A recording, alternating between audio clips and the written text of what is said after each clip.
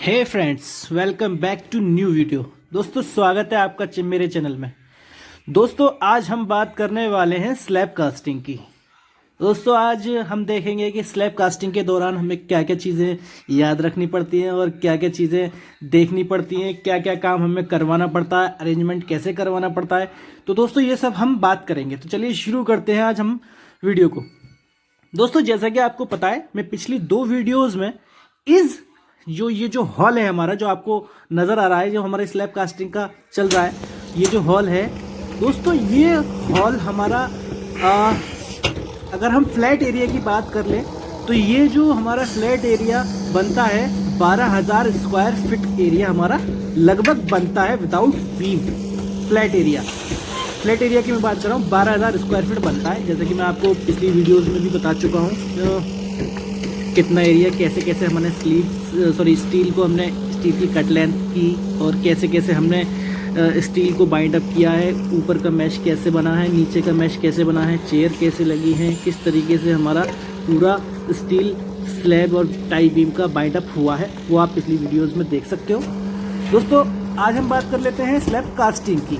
तो दोस्तों, वीडियो ये भी लगभग बड़ी होने वाली है, तो मैं आपको बता दूं कि सबसे पहले हमें जो कास्ट करना होगा वो बीम को कास्ट करना होगा। टाई बीम को हमें सबसे पहले कास्ट करना होगा। फ्रेंड, क्यों कास्ट करना होगा सबसे पहले टाई बीम को हमें? दोस्तों, जैसा कि मैं आपको बता चुका हूँ, फ्लैट एरिया हमारा इतना है और इस पर लोड कितना हो जाएगा, और इसकी हाइट हमारी 24 फीट है। 23 और 24 के बीच में हमारी इसकी हाइट हो रही है टोटल। तो दोस्तों, उस वजह से कि हमारी एक तो डबल शटरिंग लगी हुई है, जैसा कि मैं शटरिंग की वीडियोज़ भी बना करके डाल चुका हूँ, आप देख सकते हो। इस पर लोड ज़्यादा होने के कारण हमें सबसे पहले बीम कास्ट करने होंगे। अगर हम एक साथ, हमारी हालांकि 2 मशीन हमारी लगी हुई है, हम चाहें तो 2 मशीन एक साथ चला करके हम स्लैब को कास्ट कर सकते हैं, तो बट हम नहीं करेंगे दोस्तों, क्योंकि हमें ये चीज़ याद रखनी होगी, क्योंकि स्लैब पे एक साथ बहुत ज़्यादा लोड हो जाएगा, तो कभी भी कुछ भी हो सकता है फ्रेंड। तो ज़्यादा लालच नहीं करना चाहिए। तो ये सारी चीज़ें में बहुत ज़्यादा ध्यान रखनी पड़ती है। तो दोस्तों, हमारा डे फर्स्ट में क्या काम हुआ? डे फर्स्ट में हमारे बीम कास्ट हुए। आज हमारा डे सेकंड चल रहा है, तो डे फर्स्ट में हमने सारे बीमों को कास्ट कर लिया। देन डे सेकंड में हमें क्या करना है, क्योंकि हमारे अगले दिन बीम लोड ले जाएंगे हम हमारे, तो अगर हम चाहें तो 2 मशीन चला सकते हैं, लेकिन हम देखते हैं कि 2 मशीन चलाएंगे या नहीं चलाएंगे। दोस्तों, उससे पहले हम बात कर लेते हैं, बीम हमारे कास्ट हो चुके हैं, तो बीम हमारा अब लोड अपने ऊपर वेयर कर लेंगे और हम उस पर अब अच्छी तरीके से लोड दे सकते हैं, कोई प्रॉब्लम नहीं है। हम चाहें तो 2 मशीन भी चला सकते हैं, ठीक है फ्रेंड। तो डे सेकंड में हमने स्टार्टिंग जो करनी है, सबसे पहले जो हमारे बीम कास्ट हो चुके हैं, उन बीम की जो कंक्रीट के ऊपर हमें सीमेंट का लिक्विड बना करके हमें उस पर डालना होगा। दोस्तों, उसका क्या कारण रहता है कि जब हमारा सीमेंट का लिक्विड दोनों तरफ से डलता है, तो दोस्तों उसकी जो जो उसकी कंक्रीट की जो पकड़ होती है, यानी स्ट्रेंथ होती है, वो अच्छी तरीके से बन जाती है, आपस में कनेक्ट हो जाती है, अच्छी तरीके से चिपक जाती है, कह सकते हैं। तो इसलिए हमें सीमेंट का घोल डालना बहुत ज़्यादा ज़रूरी रहता है, और वो अच्छी बात है कि हमें डालना चाहिए, ताकि हमारा लीकेज कहीं से ना रह जाए, ठीक है फ्रेंड। तो दोस्तों, आज हमारा डे सेकंड है, तो डे सेकंड में हमारा सारा अरेंजमेंट तो कंप्लीट है ही, प्लस क्या करना है, हमें सीमेंट के साथ, लिक्विड के साथ घोल डालना है सारे बीमों पर। और उससे पहले मैं आपको बता दूं कि हमने वाइब्रेटर कौन सा यूज़ किया है। वाइब्रेटर की जो दोस्तों नीडल रहनी चाहिए, वो लगभग 40 mm की नीडल रहनी चाहिए, और जो हमारे बीम पहले कास्ट हो चुके हैं, सब में बहुत अच्छी तरीके से बीम के अंदर वाइब्रेटर लगना चाहिए। दोस्तों, बीम वाइब्रेटर लगाने का कारण क्या रहता है, मैं आपको बता दूं कि जो हमारी कंक्रीट है वो ऊपर से दिखती है, भरी हुई दिखती है, बट हम जब जैसे ही वाइब्रेटर लगाते हैं तो वो अपने आप से सेटल होने लगती है और वो हमारी ठोस हो जाती है। यानी हम ठोस करने के लिए हर चीज़ को वाइब्रेटर का यूज़ करते हैं। मोटी भाषा में आप ये समझिए, मैं सबूत के साथ चोरी कर रहा हूं। हमारा यूज़ क्या है कि हम किसी चीज़ कंक्रीट या किसी भी मिक्सचर को हम ठोस करने के लिए हम उसको वाइब्रेटर का यूज़ करते हैं। ओके फ्रेंड, वाइब्रेटर की नीडल कम से कम 40 mm की होनी चाहिए, और मैं आपको बता दूं, स्लैब में स्लम का रेशियो होना चाहिए 50 से लेकर के 100 के बीच में। एंड देन स्लैब का 50 से 100 के बीच में होना चाहिए। और ये जो हमारा ग्रेड चल रहा है वो दोस्तों, अगर आपको स्लैब वाली बात नहीं समझ में आई है तो वो मैं आपको कमेंट करोगे तो वो मैं नेक्स्ट वीडियो में आपको बता दूंगा, एक अलग से वीडियो बना दूंगा। तो आगे चलते हैं दोस्तों। ये जो हमारा ग्रेड चल रहा है यानी रेशियो जो चल रहा है वो 1:2 यानी M25 का मिक्सचर चल रहा है हमारा कंक्रीट का, आप देख सकते हो। मैं आपको बता दूं कि आपको इस चीज़ को ध्यान में बहुत ज़्यादा रखना है, बहुत ज़्यादा अच्छी तरीके से। अगर आपको कंक्रीट चाहिए, जब अगर आप अपने खुद से स्लैब कास्ट कर रहे हो और अगर आपने बाहर प्लांट से माल नहीं मंगाया है यानी कंक्रीट नहीं मंगाया, अगर आप खुद से बना रहे हो तो आपको कम से कम एक क्वालिटी इंजीनियर को कम से कम नीचे रहना चाहिए और वो देखना चाहिए कि वो ये लोग लेबर क्या करती है दोस्तों कि बहुत जल्दी रेशियो को उसमें डालते रहते हैं, बहुत जल्दी से सीमेंट को भी और बालू को भी और कंक्रीट गिट्टी को भी एक साथ बहुत जल्दी इसके अंदर डालते रहते हैं। तो हमें ये रेशियो देखना है कि हमारा रेशियो जो अच्छा कंक्रीट अच्छा आ रहा है कि नहीं आ रहा, उस चीज़ का ध्यान में रखना है। पानी अच्छा आ रहा नहीं आ रहा, मतलब पानी ठीक तरीके से डल रहा नहीं और मिक्सर अच्छी तरीके से मिक्सर कर रहा है या नहीं कर रहा, इस चीज़ को बहुत ज़्यादा ध्यान में रखते हुए हमें इस पर काम कराना है। ठीक है फ्रेंड्स। तो और हमें सबसे पहले जो शटरिंग वाले यानी कि जो शटरिंग वाले वर्कर हैं उनको भी हमें नीचे खड़ा रखना है, 2 4 5 लोगों को, कि अगर कोई हादसा हो या कोई चीज़ यानी साइड हमारी बहुत ज़्यादा खुलती है वाइब्रेटर के दौरान, तो वो अगर हमारी साइड खुल रही है या हमारी नीचे बल्ली अगर कोई बैठ जाती है यानी फॉर्मवर्क हमारा जो बैठता है नीचे, तो उस पर वो नीचे रहें और उस पर फ़ौरन के फ़ौरन उस पर सपोर्ट लगाएं, उसका भी हमें बहुत ज़्यादा ध्यान रखना होता है। और ऊपर से कॉन्ट्रैक्टिंग के लिए हमारा जो लाइटमैन है वो भी हमारा लाइटमैन हमारे होने चाहिए, लाइट वाले वर्कर भी वो भी साथ में होने चाहिए। क्योंकि फ्रेंड्स जब ये चलती है जो ट्रॉली आपको चलती हुई नज़र आ रही है, ये जो चलती है तब हमारी किसी के पैर के नीचे आते हैं, जब पाइप्स कॉन्ट्रैक्टिंग वाले पाइप पैर के नीचे आते हैं या किसी कारण टूट जाते हैं, तो ये हाथों हाथ हमारे चेंज हो सके, सही हो रिपेयर हो सके यानी लग सके दूसरा बदल करके, इसलिए लाइट वाला भी आपके साथ होना चाहिए।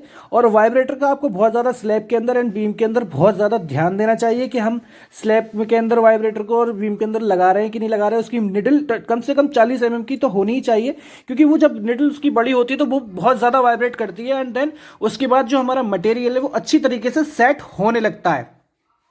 ओके फ्रेंड, तो दोस्तों आप देख सकते हो कि पहले दिन हमारा बीम कास्ट हुआ एंड देन सेकंड डे हमारा स्लैब कास्ट हो रहा है। और स्लैब कास्ट होते होते हमारा लगभग 3000 एरिया स्क्वायर बचा हुआ। आप देख सकते हो कि ये डे 3 चल रहा है। मैं आपको सेकंड डे की बात कर लूँ कि हमें रात क्यों हो गई थी, हमने रात इसलिए हो गई थी आप सारा इसमें हमारा सीमेंट का लिक्विड जैसे हम डाल रहे हैं जॉइंट पर, मैं इसकी बाद में करूँगा। तो मैं आपको बता दूं कि जो हमारी रात हो गई थी दोस्तों वो इसलिए हो गई थी, हमने लाइट वाइट सारी चीज़ों का अरेंजमेंट करके रखा था। हमें पता था कि पूरी स्लैब कास्ट नहीं हो पाएगी एक मशीन से, क्योंकि हमें एक मशीन से स्लैब कास्ट करनी थी। चाहते तो हम 2 से भी कर लेते, क्योंकि हमारा मटेरियल दोस्तों एक ही जगह पर मटेरियल बहुत ज़्यादा पड़ा हुआ था और इधर से उधर मटेरियल शिफ्ट कराने में भी बहुत ज़्यादा समय लग जाता है, यानी और एक एक्स्ट्रा दिन लग जाता है। इस वजह से हमने एक ही मशीन को काम किया। तो हमारा एक ही जो थर्ड डे है यानी थर्ड डे में हमारा जल्दी काम फिनिश हो जाएगा। ठीक है फ्रेंड, तो मैं आपको बता दूं कि रात में इसलिए काम किया हमने क्योंकि हमारा जो वो हमें लग नहीं रहा था कि हमारा जो बीम पर जो जॉइंट है हमारा हम वो छोड़ पाएंगे, इसलिए रात हो गई हमें छोड़ते क्योंकि वो हमें बीम पर ही छोड़ना था।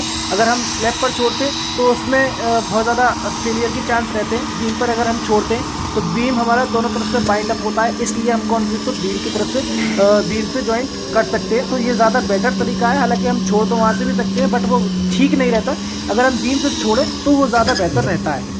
ठीक है फ्रेंड, इस वजह से हमें रात हो गई थी तो हमने उसको बीम पर जो लास्ट कास्टिंग थी तो वो हमने बीम पर छोड़ी एंड देन उसके बाद हमने नेक्स्ट डे हमारा चल रहा है यानी थर्ड डे हमारा कास्टिंग का चल रहा है। तो थर्ड डे में हमें फ्रेंड्स करना क्या है कि जैसे हमने सेकंड डे में सारे बीमों के ऊपर हमने गोला डालते हुए यानी जो सीमेंट का लिक्विड हम वो डालते हुए चले, ऐसे ही हमें वापस से जो कल का रात की जो कास्टिंग रह गई थी उस पर हमें सीमेंट का लिक्विड डालना, जैसे मैं आपको दिखा चुका था गोला कैसे डल रहा था उस तरीके से। एंड देन लगभग